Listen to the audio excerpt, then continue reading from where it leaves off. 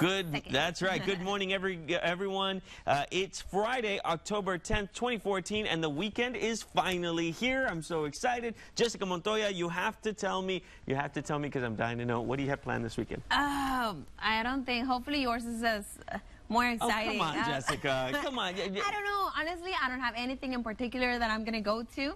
It's whatever comes up during the weekend. I mean, I don't have a specific event or something really, really fun looking forward to. But, I mean, other than just kind of rest and be with the family. And rest, relax, What about you? How was your birthday yesterday? My birthday was amazing. I got a chance to go visit my my family over in Brownsville. I got lots of emails, lots of thank you so much to everyone who messaged into Good Day Valley and my Facebook page or whatever, Twitter also. So thank you so much for that. And Mande, Brian? Anda crudo. What does that mean? What is that you're hangover? Oh, no. I'm not hungover, I swear. Are you kidding? My dad wouldn't let me touch anything while I was around there. But they did buy me cake. He took me out to eat and everything, and I really enjoyed it. So, you know, it was a very nice morning. Yeah, I mean, so you're going to keep celebrating during the weekend? I am. I'm definitely going to celebrate. Well, today is going to be sleep day because, I mean, I got home super late yesterday, so I didn't have a chance to do anything. You're working on, like, what, 2 to 3 hours? Yeah, like 2 or 3 hours of sleep,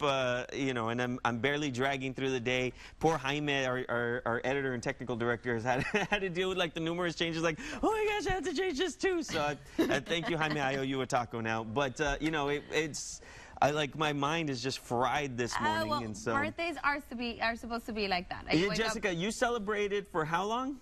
For a month. A month? So I still have this weekend, next weekend, the weekend after that to celebrate. You ended off with the Halloween. That's right, Halloween, the big Halloween. I'm very excited. I don't know what I'm going to dress up as, so we'll find out later on. But you know what, Jessica? Let's kick off our trending topics section with something I swear I never thought I would ever see, and that's a driving bear. Or in the sense of a driving bear, actually. That is right, Freddie. Now, a Castle Pines couple woke up to the sound of their car horn going off. So, yes, they called the 911, thinking that someone was trying to steal their vehicle from the driveway. Instead, they found a furry, four-legged intruder stuck behind the wheel. Officers believe the bear smelled takeout or leftovers from dinner that had been inside of the car. Now, the bear was unharmed, but the car was not. The couple said the sedan was left with roughly $15,000 worth of damage. And I think that is hilarious because, I mean, you can't even, how does a bear even do that? Like, you know, just kind of break in and just be like, you know what, I'm going to chill here. I'm not, this is my place. I'm going to sleep here today. Maybe it was a little cold. Where was this at? This was, yeah, well, this was up in, hold on, I can tell you right now, I just passed it. Colorado. Yeah, it is kind of cool up there. Yeah, poor little bear. It's okay. Bear. All right, guys. Well, let's move on now. Now, guys, maybe if the bear was hungry and wanted pizza, he should have called a delivery man. In fact, a simple pizza delivery turned out to be anything but for one Indiana delivery man. That's right. James Gilpin was delivering 2 pizzas to the Indiana Wesleyan University, but when Gilpin arrived, he was escorted into the school's chapel and onto the stage. Now, in front of thousands of students, the delivery man was giving a huge tip. Now, $1,268. What? But get this, the bill was only $12.50. That's right. Turns out the CEO of Residential Education, Keith Newman, wanted to illustrate a point to the students. He wanted students to, quote, do for one what you wish you could do for everyone. Wow. On top of the tip, well, Gilpin received gift cards and thousands of inspirational notes from students. Gilpin says he plans to use the money to give his daughters a good Christmas. Oh, that is really nice. You know what? And sometimes maybe you cannot give as much, but you give a little more when it kind of hurts. That's a good one. When you're like, you know, because I might need this for something else, but I'm trying to let that feeling go and make somebody else feel a lot better. You kind of want to keep it. You're like, yeah, can I just stay with the money? But doesn't it count more when you know you can use it for, I mean, obviously a necessity, well, you have to use it for that. But when it's, you know, when you have to decide between a want and a need, maybe if you change that, You know, it makes you feel a lot better. So I have a question, Jessica. So, I mean, a lot of people know you have to tip, like, the pizza delivery guy when they come over, right? But, like, what about those car hop places? Have you ever tipped those kind of people? Like, the people who come give you your burgers or whatever in the car hop? Well, yeah, you're supposed to. I don't visit those much, but... Well, you know, I found, yeah, I didn't know that. I didn't know that you were supposed to tip them before, and so for the longest time I wasn't tipping them, but I went up north once, and really? and I went to one of those car hops where you drive up, and then they have, like, the little thing, and you place your order, and they come out and they bring it to you. And I didn't tip them, and they were waiting there like, oh, you're going to tip me? I'm waiting. I'm waiting. Are you going to tip me? Like, okay, well, yeah, everybody deserves a tip. Yeah, and because they're serving you, because you could nicely get down, go get your food, but that's a service, I understand, but they're still waiters. I mean, yeah, we're kind of lazy, so they bring us our food. We might as well tip them, right? All right, Jessica, so I'm going to try to mind control you with the Force, okay? Okay.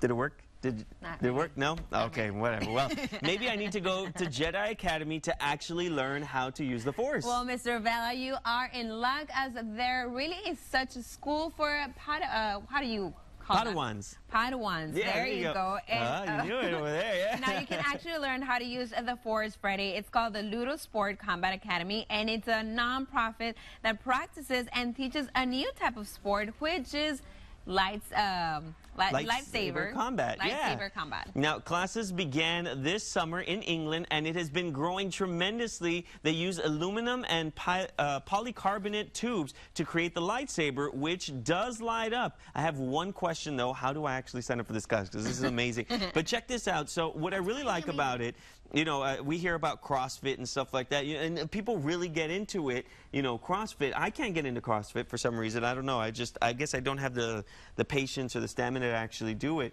But then you also hear about jiu-jitsu and all this cool stuff. And I feel like that kind of falls in line because you're constantly, like, moving, you're battling the entire time. That's got to be a really good workout. I have tried jiu-jitsu before. Really? Yeah, I only took one class. It's pretty heavy and intense. It's intense, right? But afterwards, how did you feel? Oh, I felt awesome. You felt awesome, right? And so that's why when I saw this, I was like, oh, that looks really cool. I wish that there was something like that we could do here. There probably is. I'm probably going to get an email about it. Well, I mean, didn't we have, it was more of like for a fun activity, those guys that were here. Yeah, well, there's, Wickerwood. They've been here and they've talked about it too. And so, but this is like more like sword combat type of thing. So that'd be really interesting to bring down to the Rio Grande Valley. Something to think about out there. Now let's switch gears here. A big cat, a moose on the loose, and a capital date. That's right. It wouldn't be Friday without the videos that will have you talking in Take a Look at This. Take a look at this. A California man got a big surprise when a motion detector alarm went off outside his house.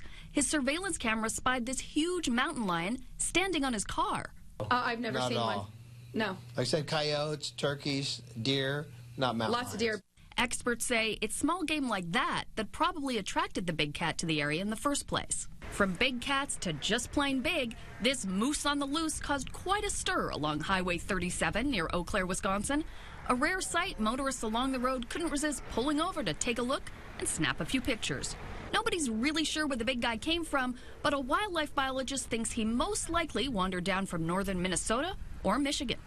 This Washington Capitals fan may be too young to date, but when the team's captain came calling, her parents made an exception.